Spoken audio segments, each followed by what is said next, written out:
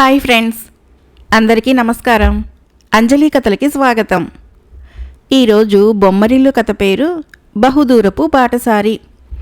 ఈ కథను రచించిన వారు వసుంధర గారు. ఒకానొకప్పుడు ఉజ్జయిని సకల సౌభాగ్యాలతో వర్ధిల్లుతూ ఎక్కడెక్కడి వారికి ఆకర్షణీయంగా ఉండేది. సుదీప్తుడు అనేవాడు తనకున్న ఆస్తులన్నీ అమ్మి బంగారు కాసులుగా మార్చుకొని ఉజ్జయినికి వచ్చాడు. అక్కడ స్థిరపడాలి అని అతని ఆశ. సుదీప్తుడు ఉజ్జయినికి చేరుకునేసరికి బాగా చీకటి పడింది.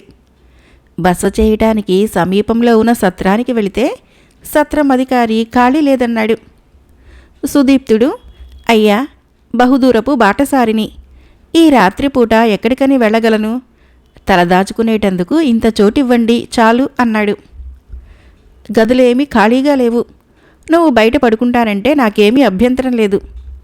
కానీ ఉజ్జయినిలో దొంగల బెడద ఎక్కువగా ఉంది. నీ దగ్గర విలువైన వస్తువులు ఏమైనా ఉంటే జాగ్రత్త అని హెచ్చరించాడు. సుదీప్తుడు సత్రం అధికారికి కృతజ్ఞతలు తెలుపుకొని సత్రం నడవాలో పడుకున్నాడు. తన దగ్గర ఉన్న బంగారు కాసుల మూటని కౌగలించుకొని పడుకున్నాక కాసేపటికి అతడికి వళ్ళు తెలియని నిద్ర పట్టేసింది.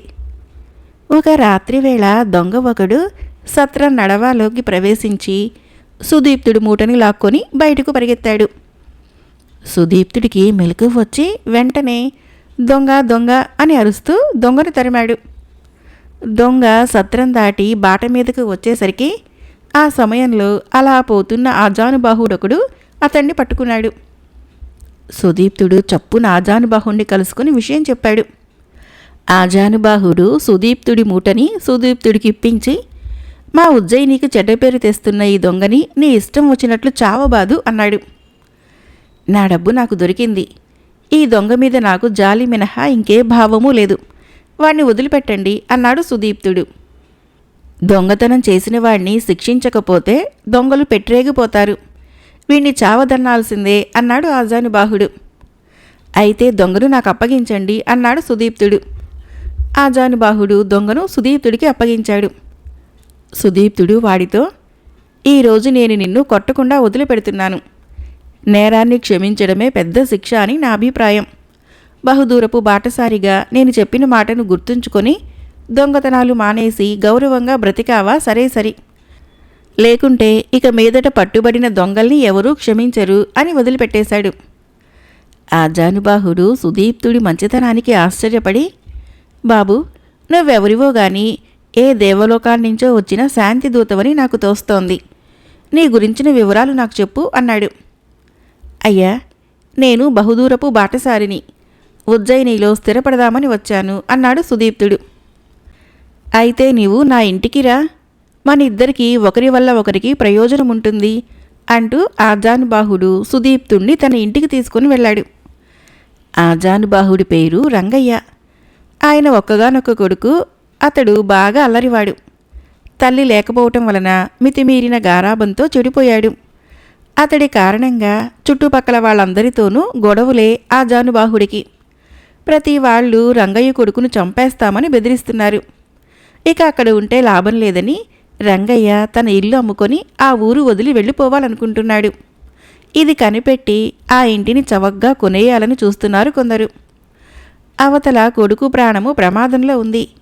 ఇవతల ఇంటికి సరైన ధర పలకటం లేదు. రంగయ్యకి మనసు నిలకడ లేకుండా ఉంది. ఎవరో ఆసామి మంచి ధర ఇచ్చి ఇల్లు కొంటానంటే రాత్రిపూట బయలుదేరి వెళ్ళాడు. కానీ గిట్టని వాళ్ళు ఆ బేరం కూడా చెడగొట్టేశారు. సుదీప్తుడు రంగయ్య కథ విని, మీ ఇంటికి సరైన ధర చెప్పండి, నేను మీ ఇల్లు కొంటాను అన్నాడు. రంగయ్య ఎంతో సంతోషించి, నాకు అత్యాశ లేదు. నా ఇంటికి 100 బంగారు కాసులు ఇస్తే చాలు. మంచి రోజుల్లో అయితే ఇంత పెద్ద మేడకి 200 బంగారు కాసులైనా వచ్చేవి. ఇప్పుడు నా పరిస్థితి కనిపెట్టి ఎవరు 10 బంగారు కాసులు మించి ఇవ్వమంటున్నారు అన్నాడు.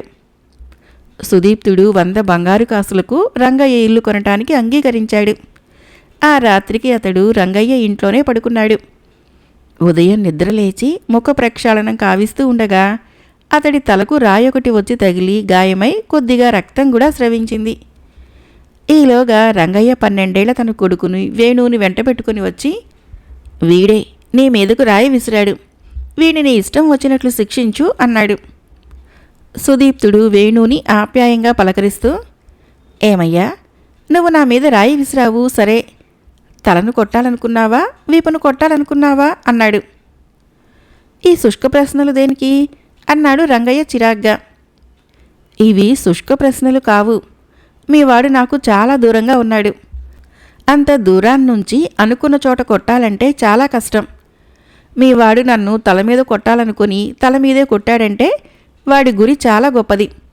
అలాంటి వాడిని మంచి యుద్ధవీరుణ్ణి చేయవచ్చు. లేదంటే వాడికి గురిగా కొట్టడం నేర్పాలి. ఆ పని నేను చేయగలను. నా గురి చాలా గొప్పది. గురిగా కొట్టడం ఎలాగనో వాడికి నేను నేర్పుతాను అన్నాడు సుదీప్తుడు.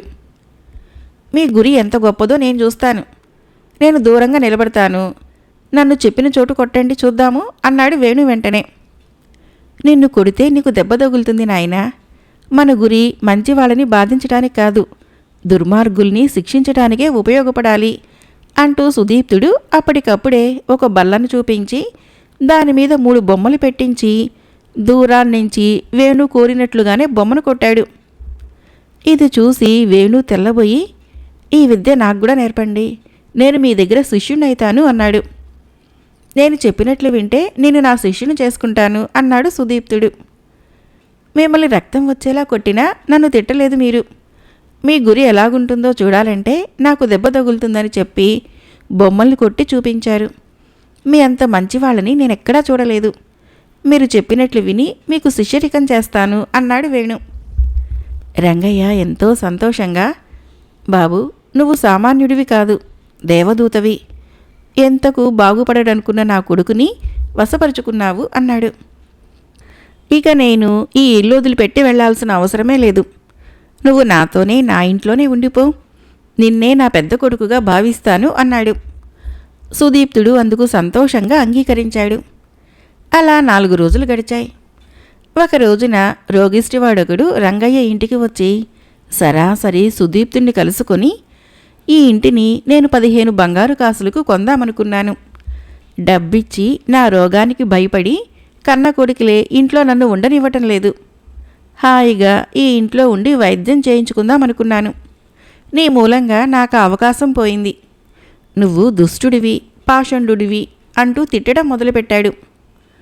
సుదీప్తుడు అంతా విని, అయ్యా, ఊరికే ఎందుకు నోరు పారేసుకుంటారు? మీకెక్కడ ఆశ్రయం లేకపోతే ఇక్కడికే వచ్చి ఉంటానంటే ఎవరు కాదన్నారు? మీ జబ్బు నయమయ్యే వరకు నేనే స్వయంగా మీకు సేవలు చేస్తాను అన్నాడు. రోగిష్టివాడు తెల్లబోయాడు. అతడు సుదీప్తుడి శాంతాన్ని పొగిడి ఆ ఇంటికి మకాం మార్చేశాడు. ఈ పరిణామానికి రంగయ్య ఇబ్బంది పడుతూ సుదీప్తుడిని పిలిచి, బాబు, ఇంటికి వచ్చి దెబ్బలాడిన ప్రతివాడిని ఇంట్లో ఉంచుకుంటే ఈ ఇల్లే ఒక ధర్మసత్రమైపోతుంది. నీ చర్యలకు తప్పు పట్టాననుకోకు, బాగా ఆలోచించి చూడు అని హెచ్చరించాడు. సుదీప్తుడు రంగయ్యను కంగారు పడవద్దని సానునయంగా చెప్పి, ఈ ప్రపంచమే ఒక పెద్ద సత్రం. అందులో మనమందరము బహుదూరపు బాటసారులం.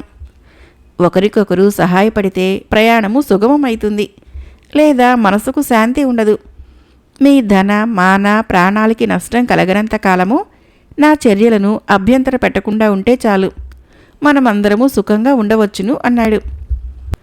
ఇది జరిగిన 4 రోజులకు సుదీప్తుడి వయసే ఉన్న యువకుడొకడు అతన్ని కలుసుకునేందుకు వచ్చి, నా పేరు వీరవర్మ. ఈ ఇంటిని నేను 10 బంగారు కాసులకు కొనాలనుకున్నాను. నాకు భయపడి ఈ ఇంటిని ఇంకెవరూ కొనటం లేదు. నీ కారణంగా నాకు ఇల్లు కొనే అవకాశం పోయింది. ముందు నిన్ను చావదన్ని, ఆ తర్వాత రంగయ్యను కూడా 4 ఉతికితే గాని మీ ఇద్దరికీ బుద్ధి రాదు అన్నాడు. సుదీపుడు మారు సమాధానం చెప్పకుండా అతడితో కలయబడి 4 తన్ని అతన్ని తరిమేశాడు. వీరవర్మ వెళ్ళిపోతూ, మహామల్లుణ్ణి తీసుకుని వస్తాను, అప్పుడేం చేస్తావో చూస్తాను అన్నాడు. అదంతా చూస్తున్న రంగయ్య సుదీప్తుడితో, బాబు, ఆ మహామల్లుడి అండ చూసుకునే వీరవర్మ ఆగడాలు మితిమీరిపోతున్నాయి. ఆ మహామల్లుడు రాక్షసుడిలాగా ఉంటాడు. మనకు వాడితో విరోధం వద్దు అన్నాడు. మనము ఉజ్జయినిలో ఉంటున్నామా, దుర్గమారణ్యంలో ఉంటున్నామా? తమరు వెళ్ళి రాజుకు ఫిర్యాదు చేయండి. ఈలోగా ఆ మహామల్లుడి అంతం నేను చూస్తాను అన్నాడు సుదీప్తుడు. అతడి మనోగత భావం అర్థం కాకపోయినా రంగయ్య అతడు చెప్పినట్లే రాజు వద్దకు వెళ్ళి జరిగిందంతా చెప్పుకున్నాడు. రాజుకు సుదీప్తుడి కథ వింతగా తోచి 10 మంది సైనికుల్ని వెంటబెట్టుకుని రంగయ్య ఇంటికి వచ్చాడు. అప్పటికే సుదీప్తుడు మహామల్లుడి చేతిలో చావు దెబ్బలు తింటున్నాడు. సుదీప్తుడు రాజుకు వినయంగా నమస్కరించాడు. రాజు వెంటనే మహామల్లుణ్ణి వీరవర్మను ఖైదు వేయించాడు. సుదీప్తుడితో రాజు, బాబు, నీ ప్రవర్తన విచిత్రంగా ఉంది. నేను విన్నదాన్ని బట్టి నీవు నీ వద్ద దొంగతనం చేసిన వాణ్ణి క్షమించి వదిలిపెట్టావు. కానీ డబ్బిచ్చి ఇల్లు కొంటానన్న వీరవర్మను నువ్వే కొట్టావు. నీకంటే మహాబలవంతుడైన మహామల్లుడితో యుద్ధానికి తలపడ్డావు. అందుకు కారణం చెప్పగలవా అన్నాడు. అప్పుడు సుదీప్తుడు రాజుతో వినయంగా ఇలా అన్నాడు.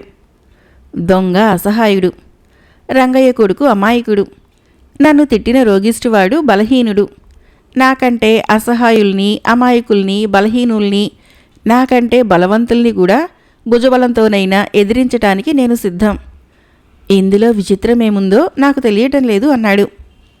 రాజు వెంటనే, బాబు, నువ్వు సామాన్యుడివి కాదు. సామాన్యులు సాధారణంగా తమ కంటే తక్కువ వారిని హింసిస్తూ తమ కంటే బలవంతుల అత్యాచారాలని సహిస్తూ ఉంటారు. ఈనాటి నుంచి ఉజ్జయినికి నీవే ఆదర్శం. ఇక మీదట నీవు మాకు బహుదూరపు బాటసారివి కాదు, మా నగర పౌరుడివి అన్నాడు. సుదీప్తుడు ఆ నగరంలో ఎన్నో సంవత్సరాలు సుఖంగా జీవించాడు. మరొక కథ పేరు రాక్షస రహస్యం. ఈ కథను రచించిన వారు వక్కలంక రామారావు గారు. మగధ రాజ్యాన్నేలే మహేంద్రవర్మ హఠాత్తుగా మరణించడంతో పట్టుమని 25 ఏళ్లు కూడా లేని యువరాజు వీరవర్మ సింహాసనం ఎక్కాడు. రాజ్యపాలనలో తగిన అనుభవం లేకపోవటము, యుక్త వయసుకొచ్చిన చెల్లెలు సుహాసినికి తగిన వరుణ్ణి చూడవలసి రావటము వీరవర్మకు కొంత చికాకును కలిగించాయి. వీరవర్మ రాజయ్యే నాటికి రాజ్యంలో పరిస్థితి అస్తవ్యస్తంగా ఉంది. తండ్రి రాజ్యానికి వచ్చిన కాలం నాటికంటే జనాభా 2 పెరిగింది. ఆహార ధాన్యాల కొరత ఏర్పడి ధరలు పెరిగాయి. ప్రజలలో చాలామంది వ్యవసాయం మీద ఆధారపడటం వలన తగినన్ని పంట భూములు లేక నిరుద్యోగం పెరిగింది. అవన్నీ ఇప్పుడు వీరవర్మకి ఎదురైన సమస్యలు. ఈ సమస్యలన్నింటినీ ఎలా పరిష్కరించాలా అని తీవ్ర ఆలోచనలో పడ్డాడు వీరవర్మ. సాగు చేస్తున్న భూములలో ఎరువులు దండిగా వేస్తే పంటలు ఎక్కువగా పండి ఆహార సమస్య కొంతవరకు తీరుతుంది. కానీ బంజరు భూములు సాగులోకి తీసుకుని వస్తే ఆహార సమస్యతో పాటు నిరుద్యోగ సమస్య కూడా తీరవచ్చునని అభిప్రాయపడి వీరవర్మ బంజరు భూముల లెక్కలు సేకరించమని రాజోద్యోగులకు చెప్పాడు. వారు సేకరించిన లెక్కల ప్రకారము రాజధానికి 10 ఆమడల దూరంలో 1000 ఎకరాల భూమి గత 100 సంవత్సరాలుగా సాగులేక బీడుపడి ఉంది. నిజానికి అది ఎంతో సారవంతమైన భూమి. అయితే ఆ భూమికి దగ్గరలోని ఒక కొండ గుహలో ఉగ్రాక్షుడు అనే భయంకర రాక్షసుడు నివసిస్తున్నాడని, అతడు ఆ చుట్టుపక్కల భూమి దున్నేవారిని చంపి తినేస్తాడని పుకారు ఉంది. ఈ భయంతో ఆ భూముల స్వంతదారులు సాగు చేయటం వదిలేసి ఆ భూమిని రాజుకే ఏనాడో ధారాదత్తం చేశారు. వీరవర్మకు రాక్షసుడి ఉదంతము పూర్తి మూఢనమ్మకంగా తోచింది. ప్రజలలో ఉగ్రాక్షుడి పట్ల ఉన్న అపోహలు పోగొడితే ఆ బంజరు భూములని సాగులోనికి తీసుకుని రావచ్చు. నిజానికి ఆ రాక్షసుడి గురించి చెప్పుకోవటమే కానీ వాణ్ణి స్వయంగా చూసిన వాళ్ళెవరూ లేరు. వీరవర్మ తనకు తానుగా ఆ కొండ గుహలోనికి బయలుదేరి వెళ్ళి ప్రజల అపోహను తొలగించాలనుకుంటే అందుకు మంత్రి సుమంతుడు అంగీకరించకుండా, మహారాజా, ప్రతి విషయంలోనూ మహారాజే తనకు తానుగా సమస్య పరిష్కారానికి పూనుకోవటము వివేకమనిపించుకోదు. క్లిష్టమైన సమస్యలను సాధించటానికి తగిన వారిని నియమించటమే అన్ని విధాలా మంచిది. ఆ రాక్షస రహస్యము మరొక వీరుడి ద్వారా బయటపడితే బంజరు భూముల సాగుబడితో పాటు మీ సోదరి వివాహ సమస్య కూడా పరిష్కారమవుతుంది. ఒక మహావీరుడు మీ సోదరి భర్త అయితే మీ బలం కూడా పెరుగుతుంది. కనుక ఉగ్రాక్షుణ్ణి సంహరించిన వీరుడికి మీ సోదరిని ఇచ్చి వివాహం చేస్తానని, సైన్యాధిపత్యం ఇస్తానని ప్రకటించండి అంటూ సలహా ఇచ్చాడు. వీరవర్మకి ఈ సలహా నచ్చి ఆ ప్రకారము వెంటనే రాజ్యమంతటా దండోరా వేయించాడు. ఆ ప్రకటన విని అజయుడు విజయుడు అనే ఇద్దరు వీరులు మాత్రము ధైర్యం చేసి ఉగ్రాక్షుడు ఉన్నాడు అనే కొండ గుహలోకి వెళ్ళారు. వాళ్ళిద్దరూ ఆ గుహంతా కలియ తిరిగి అక్కడ రాక్షసుడు ఎవ్వడూ లేడని తెలుసుకున్నారు. అప్పుడు వారికి కలిగిన ఉత్సాహము అంతా ఇంతా కాదు. విజయుడు అజయుడితో, అజయ, మనుషుల పిరికితనమే రాక్షసుల్ని పిశాచుల్ని సృష్టిస్తుందని అర్థమైంది అన్నాడు. అజయుడు విజయుడితో, మన ధైర్యమే మనకు వైభవాన్ని ఇవ్వబోతుంది అన్నాడు. అప్పుడు ఇద్దరికీ కూడా ఒక సందేహం కలిగింది. వచ్చే ముందు రాక్షసుడు నిజంగా ఉన్నాడన్న అనుమానంతో దురాలోచన లేకుండా ఇద్దరూ కలిసి వచ్చారు. ఇప్పుడు ఇద్దరిలో ఎవరు ప్రయోజనం పొందాలి? కొంతసేపు వాళ్ళు ఆలోచించారు. విజయుడు అజయుడితో, నేను సుహాసినిని వివాహం చేసుకుంటాను, నువ్వు సైన్యాధిపత్యం స్వీకరించు అని అంటే, విజయుడు అందుకు అంగీకరించక తానే సుహాసినిని వివాహం చేసుకుంటానన్నాడు. సమస్య తేలకపోవడంతో ఇద్దరూ ఒకరిపైన ఒకరు కత్తి దూశారు. యుద్ధంలో ఎవరు నెగ్గితే వారికి సుహాసిని సైన్యాధిపత్యము రెండూ దక్కుతాయన్న ఆశ ఉండటం వలన ఇద్దరూ కూడా ఎదుటివాడిని హతమార్చాలన్న ఉద్దేశంతో తీవ్రంగా యుద్ధం చేస్తున్నారు. పరాక్రమంలో ఒకరికొకరు తీసిపోని కారణంగా ఇద్దరూ కూడా తీవ్రంగా గాయపడి చివరకు ప్రాణాలు విడిచారు. రాక్షసుడి అంతు చూడాలని వెళ్ళిన అజయుడు విజయుడు ఎప్పటికీ తిరిగి రాకపోవడంతో అక్కడ రాక్షసుడు నిజంగానే ఉన్నాడని, వాళ్ళిద్దరినీ చంపి తినేశాడని ప్రజలు చెప్పుకున్నారు. వీరవర్మ ఆ బంజరు భూమిని అలాగే వదిలేసి తన సమస్య పరిష్కారానికి వేరే ఉపాయం చూసుకోవలసి వచ్చింది.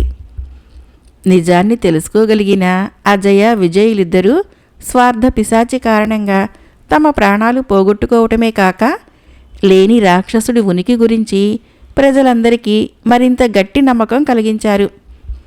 ఈ ప్రపంచంలోని రాక్షసులందరూ మనుషుల స్వార్థపు బలంతోనే జీవిస్తున్నారనటానికి ఇది ఒక నిదర్శనం. మరొక కథ పేరు దొంగని పట్టే పద్ధతి. ఈ కథను రచించిన వారు బూర్లే నరసింహశాస్త్రి గారు. వసంతదేశపు కోశాగారం నుంచి విలువైన వజ్రాలు 3 మాయమయ్యాయి. కోశాధికారి ఈ విషయాన్ని రాజుకు చెప్పటానికి భయపడి ముందుగా మంత్రికి చెప్పాడు. మంత్రి వెంటనే కాపలా భటుల్ని పిలిపించాడు. కోశాగారాన్ని రాముడు, భీముడు, రంగడు, వెంకడు అనే 4 భటులు అన్ని వేళల్లోనూ కాపలా కాస్తూ ఉంటారు. వాళ్లకు తెలియకుండా కోశాగారంలోకి దోమ కూడా ప్రవేశించలేదు. మంత్రి 4 నయాన భయాన అడిగి చూశాడు. అంతా తమకేమీ తెలియదని నమ్మకంగా చెప్పారు.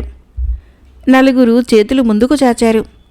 మంత్రి ముందుగా రాముడి వద్దకు వెళ్ళి అరచేతినే పరీక్షగా చూస్తూ 1, 2, 3 అని అంకెలు లెక్క పెడుతూ అతడి ఒక్కొక్క వెలిని పట్టుకోసాగాడు.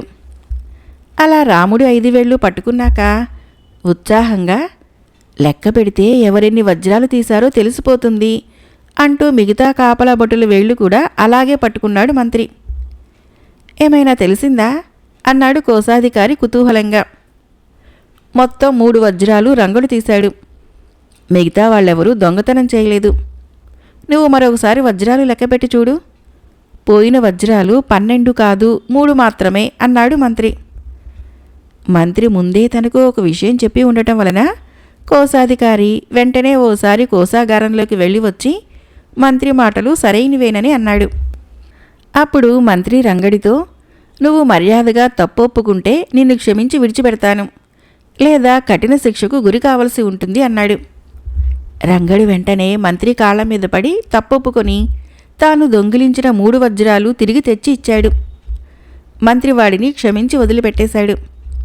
ఇదంతా అక్కడే ఉండి చూస్తూ ఉన్న మంత్రి కొడుకు వెళ్ళి తన స్నేహితుడైన ప్రభాకరుడితో చెప్పాడు. అప్పుడు ప్రభాకరుడు ఆ విద్యను నేర్చుకోమని అతడికి సలహా ఇచ్చాడు కూడా. ఆ విషయం విన్న మంత్రి కొడుకు సంతోషంగా తండ్రిని చేరి హస్త సాముద్రికంతో దొంగను పట్టే విధానం నాకు నేర్పండి అని తండ్రిని అడిగాడు. మంత్రి కొడుక్కి ఇలా బదిలిచ్చాడు. దొంగ మనసులో బెదిరెప్పుడూ ఉంటుంది. పోయినవి 12 వజ్రాలనగానే తనతో పాటు ఇంకా దొంగలున్నారని రంగడు నమ్మకంగా ఉన్నాడు. అయితే వేళ్లు లెక్క పెట్టినప్పుడు 3 అంకె వినగానే అతడి వేలు భయంతో బిగుసుకుని పోయింది. మిగతా వాళ్ళ విషయంలో అలా జరగలేదు. అంచేత వాడే దొంగ అని నిర్ణయించాను. పోయినవి 3 వజ్రాలని 12 కాదని అనటంతో నా హస్త సాముద్రికము మీద రంగడి నమ్మకం పెరిగిపోయింది. దానితో వాడు భయపడి నిజం ఒప్పుకున్నాడు. దొంగల్ని పట్టడానికి శాస్త్రం కాదు, ఉపాయం కావాలి. పోతే కుమారా, ఇలా పరిశీలనగా చూస్తూ ఉంటే పోను పోను నీకు ఇంకా ఎన్నో విషయాలు తెలుస్తాయి. వాటితో నీ బుర్ర పదును ఎక్కుతుంది. క్రమేణా నువ్వు నన్ను మించినవాడి అవుతావు కూడా అన్నాడు. అది విని మంత్రి కొడుకు ఆశ్చర్యంగా తండ్రిని చూశాడు. మరొక కథ పేరు అపకారంలో ఉపకారం. ఈ కథను రచించిన వారు వై వెంకటరెడ్డి గారు. ఒకానొక పల్లెటూరులో ఒక రైతు ఉండేవాడు. అతడికి భార్యాబిడ్డలు లేరు. ఉన్న పొలం పండించుకొని ఆ ఆదాయంతో రోజులు వెళ్ళబుచ్చుతూ ఉన్నాడు. కానీ ఆ ప్రాంతంలో 2 ఏళ్ల పాటు వరుసగా కరువు వచ్చింది. బావులు చెరువులు అన్నీ ఇంకిపోయాయి. పొలం సంగతి అటుంచి త్రాగటానికి నీరే కరువైంది. రైతుకు ఊరు వదిలిపెట్టక తప్పలేదు. పట్నం పోయి ఏ కూలీ పనో చేసుకొని బ్రతుకుదామనుకున్నాడు. చేతిలో డబ్బు లేక కాలినడకన ప్రయాణమయ్యాడు. అలా చాలా దూరం నడిచి మిట్ట మధ్యాహ్నం వేళకు అలసటతో ఆగాడు. అక్కడ ఒక పెద్ద బండరాయి ఉంది. దాని నీడలో నిలబడి చుట్టూ చూశాడు రైతు. అతడిని ఆకలి దాహము బాధిస్తున్నాయి. ఎక్కడా చుక్క నీరు కనిపించడం లేదు. దిగులుగా, భగవంతుడా, నేనేం పాపం చేశానని నాకు ఈ శిక్ష విధించావు అనుకుంటూ మనసులోనే దేవుణ్ణి దూషించసాగాడు రైతు. ఆ సమయంలో బండరాయి పైనుంచి నీటి చుక్కలు రాలసాగాయి. రైతు తన భుజానికి తగిలించి ఉన్న సంచిలో నుంచి గిన్నె ఒకటి తీసి ఆ నీటి చుక్కల క్రింద పెట్టాడు. గిన్నె సగం నిండేసరికి నీటి చుక్కలు రావటం ఆగిపోయాయి. రైతు నీటిని తాగాలనుకుంటూ ఉంటే ఎక్కడి నుంచో ఒక కాకి ఎగురుకుంటూ వచ్చి ఆ గిన్నెను తన్నేసింది. నీళ్లన్నీ ఒలికిపోయాయి. అప్పుడు రైతు కలిగిన కోపము అంతా ఇంతా కాదు. తన భుజానికి తగిలించిన సంచి క్రింద పెట్టి క్రింద నుంచి ఒక రాయిని తీసుకొని ఆ కాకి వెంటపడ్డాడు. కాకి దూరంగా ఎగురుతూ ఉంటే చివరికి సంచిని బలంగా కాకి మీదకు విసిరాడు రైతు. కాకి కొంచెంలో తప్పించుకుంది. దోషుల్ని శిక్షించే మార్గం లేదు. ఈ ప్రపంచంలో శిక్షలన్నీ నా వంటి అమాయకులకే అనుకుంటూ రైతు దేవుణ్ణి దూషించి చుట్టూ చూసేసరికి ఎదురుగా మంచినీటి కొలను కనిపించింది. మరొక ఆలోచన లేకుండా రైతు కొలనులోనికి ప్రవేశించి కాళ్ళు చేతులు ముఖము కడుక్కొని దప్పిక తీర్చుకున్నాడు. అప్పటికతడి ప్రాణము తెరిపిన పడింది. రైతు వచ్చిన దారినే వెనక్కి వెళ్ళి బండరాయిని చేరుకున్నాడు. మళ్ళీ రాయిపై నుంచి నీటి చుక్కలు పడుతున్నాయి. బండరాయి నుంచి నీటి చుక్కలు పడటము విచిత్రమని అప్పటికి లేచి అతను పక్క నుంచి పైకెక్కి బండరాయి మీదకు చేరుకున్నాడు. అక్కడ చూసిన దృశ్యము అతన్ని ఆశ్చర్యచకితుణ్ణి భయ విభ్రాంతుణ్ణి చేసింది. బండరాతి చివర్లో సన్నటి నీట ఊట ఉంది. ఒక పాము ఆ నీటి ఊటలో తల ఉంచి ఆడుకుంటూ ఉంది. అప్పుడప్పుడు దాని నోట్లో నుంచి విషపు చుక్కలు పడి నీటి ఊటలో కలుస్తున్నాయి. మధ్య మధ్య పాము నీటిని తాగుతోంది. అప్పుడు నీటి చుక్కలు క్రింద పడటం లేదు. లేకుంటే ఒక్కొక్కటిగా చుక్కలు క్రింద పడుతూ ఉన్నాయి. అంటే ఆ బండరాతి నీటి ఊట పాముల కోసం ఉపయోగపడుతోంది. విషపూరితమైన ఆ నీటిని తను తాగబోతే కాకి తన్ను రక్షించింది. తన వంటి అమాయకుల్ని ఏదో ఒక రూపంలో భగవంతుడు రక్షిస్తూనే ఉంటాడు. కాకి కారణంగా తాను విషం తాగకపోవటమే కాదు, మంచినీటి కొలను ఎక్కడుందో కూడా తెలుసుకున్నాడు. అమాయకుడైన తనను భగవంతుడేదో ఒక విధంగా రక్షిస్తూ ఉంటే తానేమో అమాయకమైన కాకిని చంపాలనుకున్నాడు. రాయి గురి తప్పి ఉండకపోతే తనకు ఉపకారం చేసిన తప్పుకు కాకి మరణించి ఉండాల్సిందే. తన్ను రక్షించిన భగవంతుడే తన గురి తప్పేలా చేసి కాకిని రక్షించాడు. రైతుకు దేవుడంటే నమ్మకం కుదిరి సుఖంగా రోజులు వెళ్ళబుచ్చాడు. అయితే అపకారంలో కూడా ఉపకారం ఉండవచ్చునని అనుభవపూర్వకంగా తెలియటం వలన ఆ రోజు నుంచి అతడెన్నడూ ఎవరి మీద ద్వేషం పెంచుకొని మోసగించాలనుకోలేదు. మరొక చిన్న కథ పేరు తీర్పు. ఈ కథను రచించిన వారు వంశీప్రియ గారు. ఒక ప్రసిద్ధుడైన న్యాయాధికారి వద్దకు ఒక తగువు వచ్చింది. ఇద్దరు వ్యక్తులు ఒక రవ్వల ఉంగరము తనదంటే తనదని తగువులాడుకుంటున్నారు. న్యాయాధికారి ఇద్దరి వాదనలు విని ఉంగరాన్ని తన చేతిలోకి తీసుకొని దాన్ని చూస్తూనే నిర్ఘాంతపోయి, ఇది రాజుగారి ఇంటి నుంచి దొంగలు కాజేసిన నగలలో ఒకటి. నిజం చెప్పండి, ఈ ఉంగరం మీకెక్కడిది అన్నాడు కోపంగా. ఆ మాట విని ఇద్దరు వ్యక్తులు చకితులయ్యారు. వారిలో ఒకడు ఆ ఉంగరం తంది కాదని, రెండో వాడిదేనని, దొంగతనంతో తనకెలాంటి సంబంధమూ లేదని తప్పుకో చూశాడు. రెండవ వ్యక్తి మాత్రము ఆ ఉంగరం తనదేనని, ఎక్కడా దొంగతనం చేసింది కాదని వినయంగా చెప్పుకున్నాడు.